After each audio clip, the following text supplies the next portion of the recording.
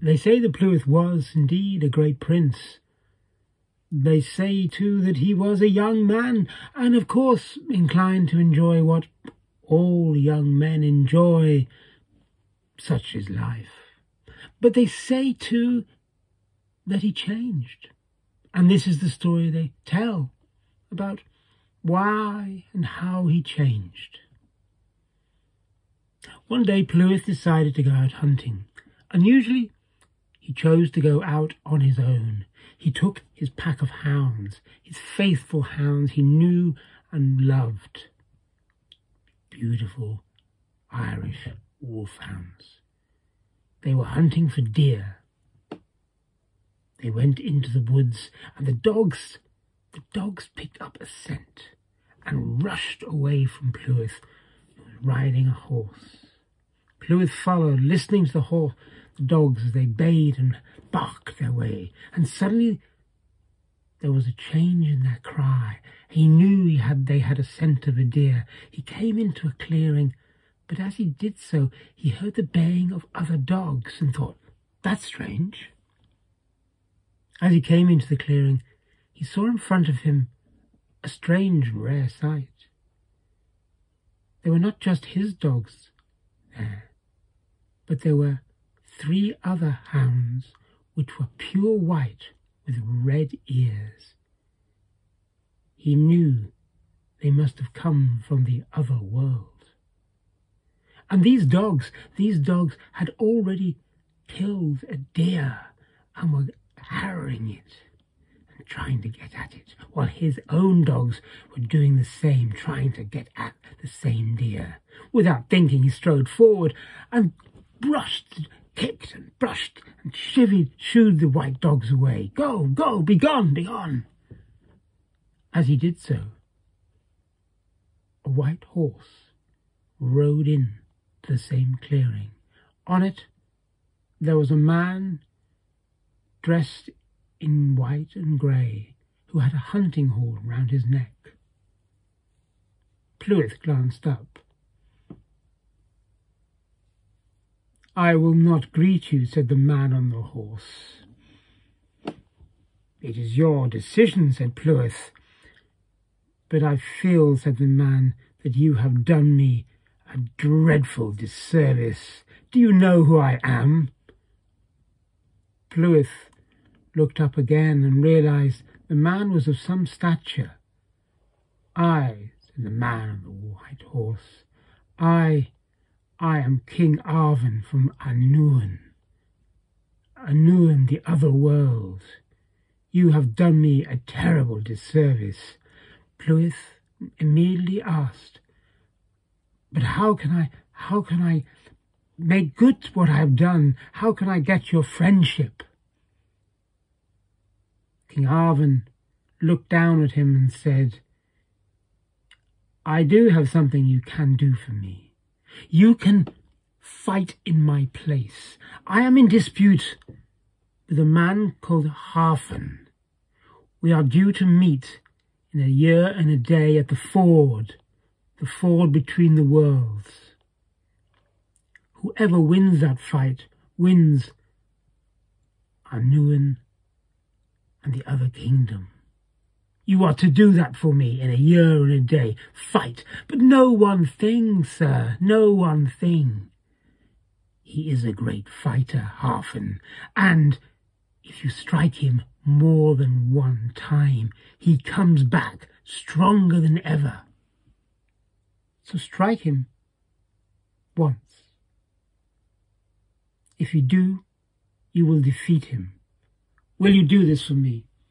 "I will," said Pwyll, "to gain your friendship and make good for what I have done. But, sir, Arven will know it is not you, it is me fighting him. I," said King Arven, "will do some magic, and we will swap places. We will swap looks. I will look exactly as you do, and you will look exactly as I do, to the slightest, so the smallest detail, the smallest mole, we will look like each other, and not a man or woman in your court will know the difference, and neither will Arven. You are agreed that I do this to you. Yes, said Pwyll, and as he looked again at Arven, magic was thrown at him, and the two swapped in appearance. Pwyll was astonished. Arven said, we will meet in a year and a day after you have fought Arven. We will meet here, where you have done me the disservice. I will take you now to the land of Arven. Follow me. And that is what happened. Pwyll followed Arven into the land of Arven. And Arven turned to him and said, I have a queen. She is most beautiful. She is yours too in this land. And so you must rule with her for a year until you fight. I will, sir, said Pwyll, and looked around in wonder. And what, he said, turning to Arven, what will you do? Well, I am here. I will rule in your land, said Arven, and rode away swiftly on his horse. Pwyll was amazed by what he saw in the land of Arven. It was more wondrous than people had spoken about, the other world, the underworld. It was an astonishing place, but more astonishing was the queen who he met that evening at the feast. The Queen Arven, she was more beautiful than he had ever imagined. They spoke long into the night, chatting and enjoying each other's company, for of course the Queen thought he was Arven. And they went to their bedchamber that night, got into the same bed. What would you do in his place? Well, Pwyll turned his back to the Queen and did not say a further word, and fell asleep in silence. And thus it was for the remainder of the year. He was great friends with the Queen during the daytime and during the feasting, but at night he did nothing another man, another Pwyll, might have done. And at the end of the year, the time to fight came about. The fight with Arven. He had watched the warriors and knights of Arven. They were great fighters. He had learned much from them.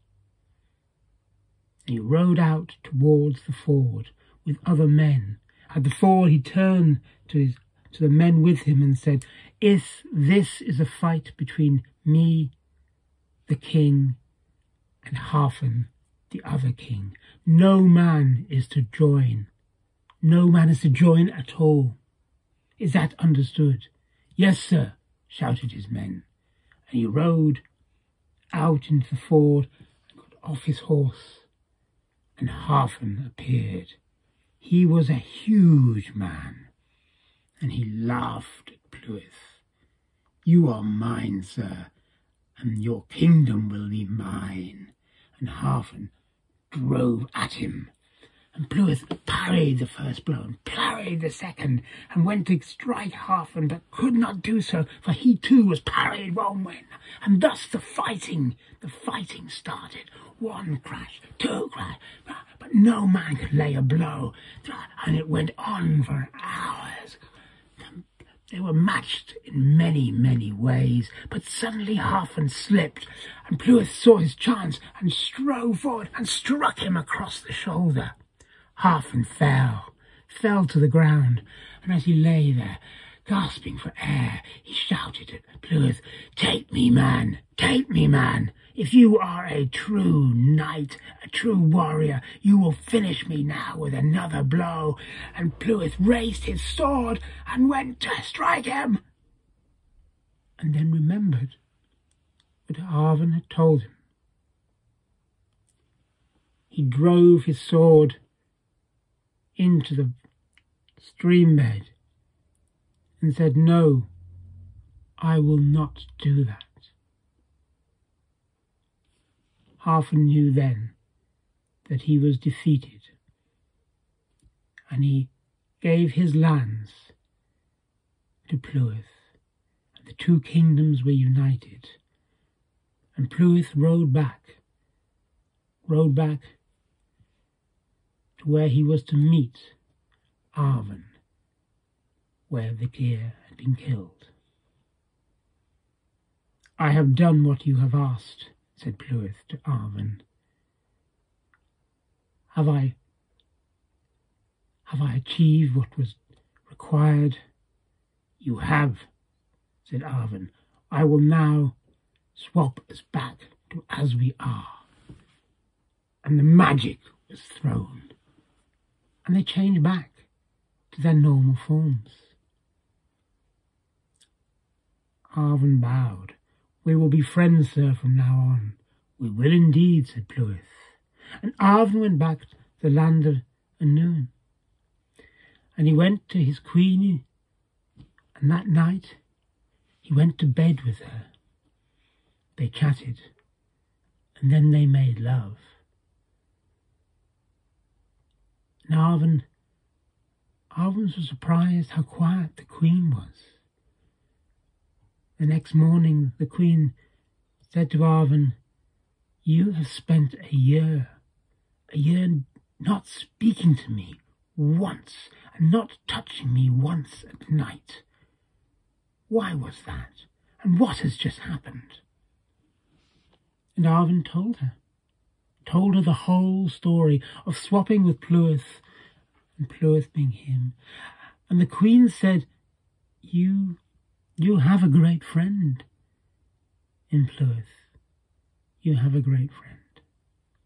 And Pwyll went back to his lands, and went from man to man asking how he'd been the previous year.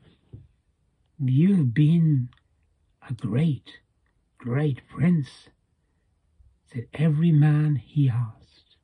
"You have ruled wisely and well, and your decisions have been superb and well-founded." Pwyll nodded. "I must continue that way from what I have learnt in the other place." And thus he had changed. He had learnt. And here ends the first segment of the first branch of the story.